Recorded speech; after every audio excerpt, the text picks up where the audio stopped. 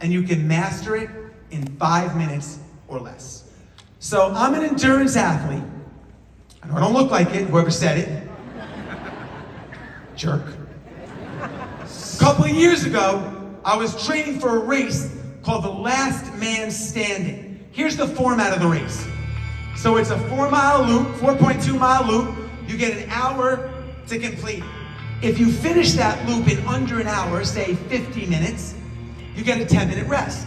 Then they line you up at the starting line at the top of the hour to run that loop again. And they repeat that process over and over and over until one person's left standing. The last man standing. The race can go on for days. So during my training, I did 10 training runs of 38 miles. Not bad for a guy in his 50s, but 38 miles isn't going to get you very far in a race like this. And then I heard a podcast. I heard about a Navy SEAL on a podcast named Chad Wright, talking about how he met a kid that had only run 5 miles, longest run in his whole life, at the starting line of a 100-mile race, and took him all the way to the finish line by having him repeat over and over, I will not quit, I will not quit, I will not quit. I'm like, that's impossible, man. I've been running my whole life. You can't 20x your longest run by saying, I won't quit. But this guy's a Navy SEAL on a highly reputable podcast. I doubt he's lying. So I cold call him. Create your own luck. I get him on the phone. I tell him my problem, man. I'm stuck at 38 miles. He says, brother, I can solve that for you in 2 days, man. See, Chad is a Navy SEAL from the backwoods of North Georgia. He got a beard down here like he's in ZZ Top. He's covered in head to toe in violent tattoos. And he has a look in his eye like he's seen some stuff in the military that nobody in this room wants to see. So he comes to my house a week later. My friends are calling me up. They're like, did you change your cadence? Are you eating differently? I'm like, no. He hasn't said a word to me. They're like, what? I'm like, I know. He's sitting in the corner of the room, stroking his beard, staring at me, hysterically laughing. They're like, what? I'm like, yes, and he's spooky. This is Chad Wright.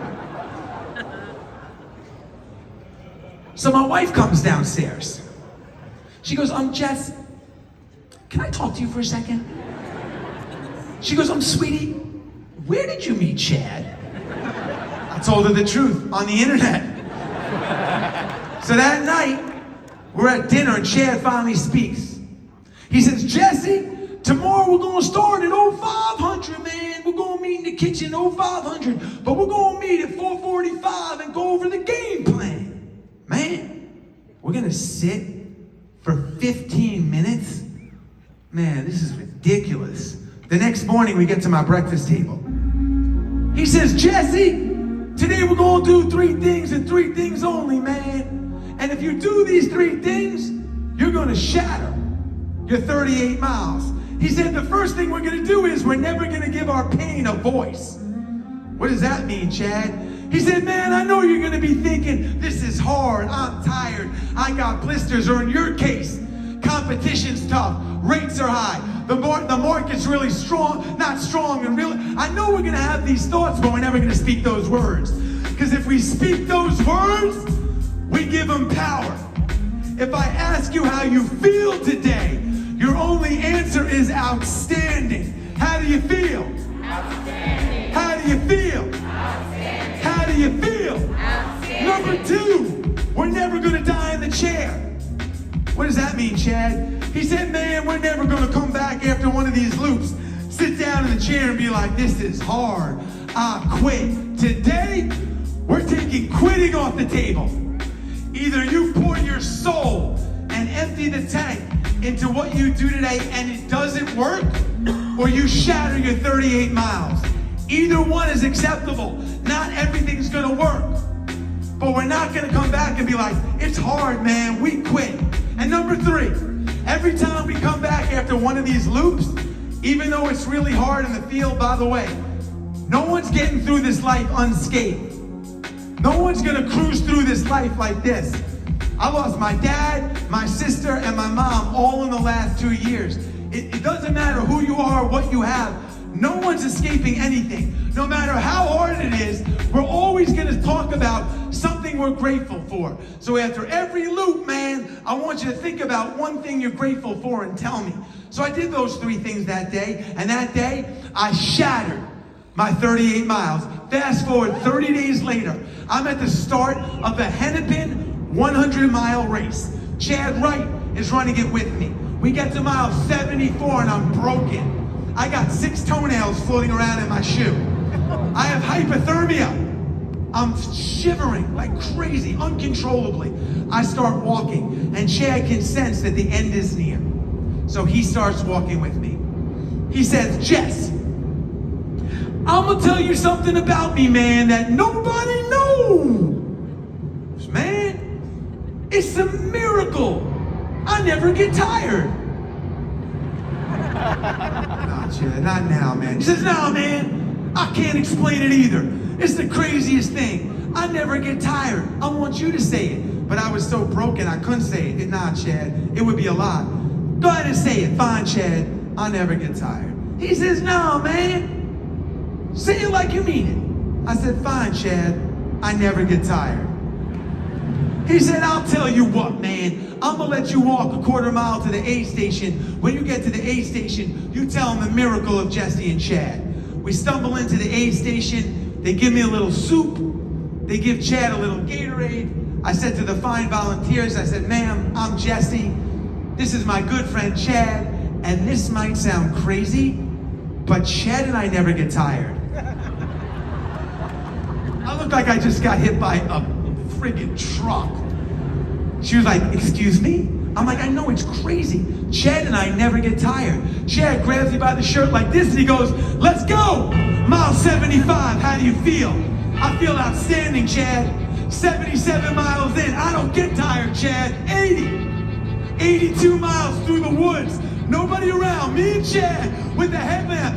85, 87, 89, 90, 92, 94, 95, 97, 98, 99, all the way to the finish line of a 100-mile race. The words you speak matter. The words you speak matter. The words your kids speak. The words your kids speak matter. When I was dead ass broke, sleeping on those 18 different couches, I used to walk into my office every day, Justin, turn to my partner and say, we're millionaires. They just haven't paid us yet.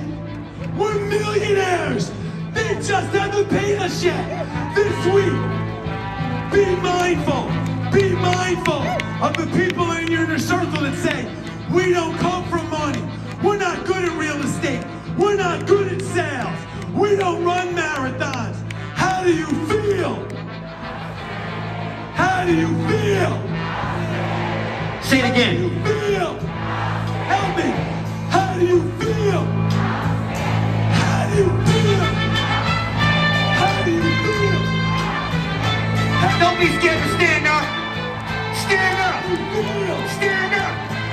Stand up. Stand up. How do you feel? How do you feel? How do you feel? How do you feel? How do you feel?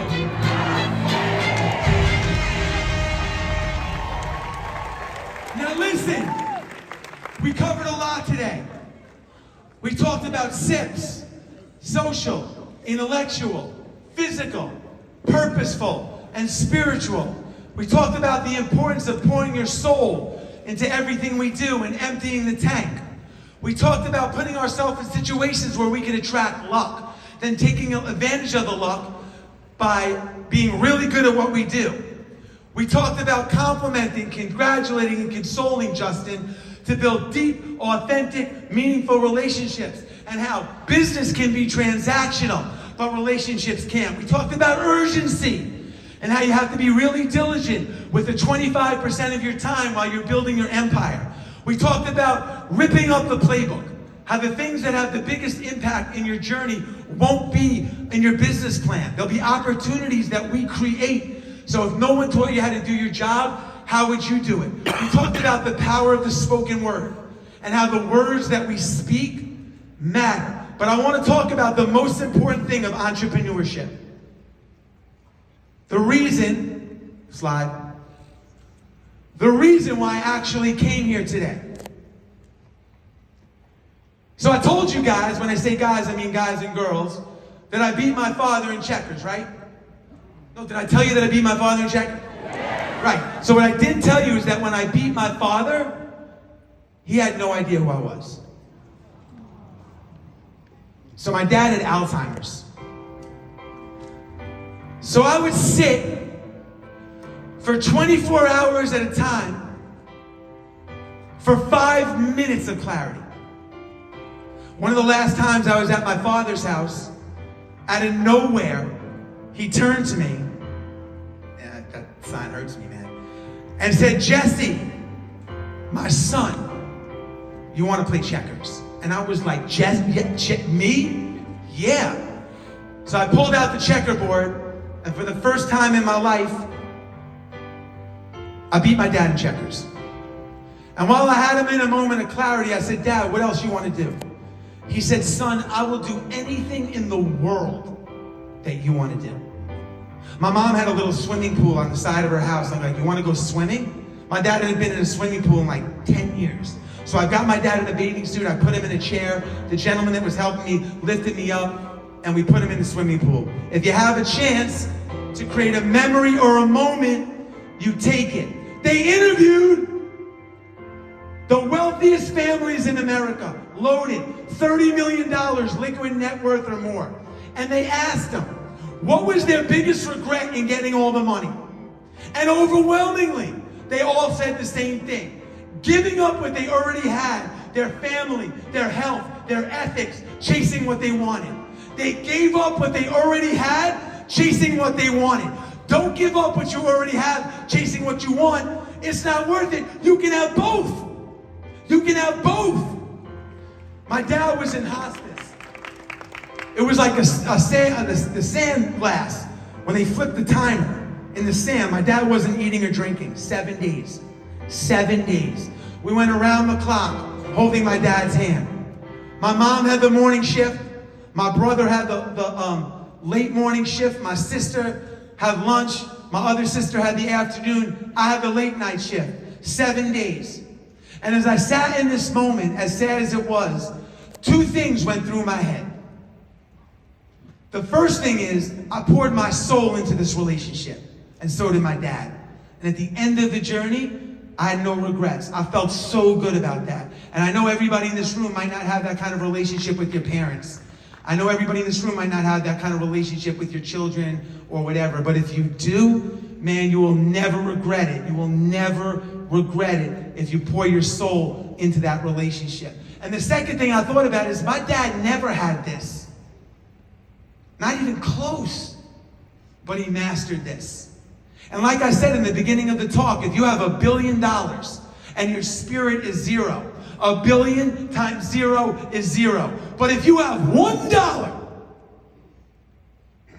and your spirit is $1 billion, $1 times 1 billion is 1 billion. My dad was a spiritual billionaire. Not everybody in this room will get this. I gave you guys the stats, guys and girls, the stats. But everybody in this room and your children can master this. Thank you. Jesse Itzler! Get up, everybody! Hey, Jesse! Let's take him home. All right, we can't leave you down Let's here. take him home. We gotta pick it up. We can't leave you down here. Was that the kickoff speaker of this whole thing? Was that the first speech? Take him home! Oh, you guys got a good conference ahead of you. You guys know this song? Sing a song! Just a small town, living in a lonely world. She took the midnight train going anywhere. Not bad, not bad. We're almost there! Just to see I want to hear you guys. Help me out.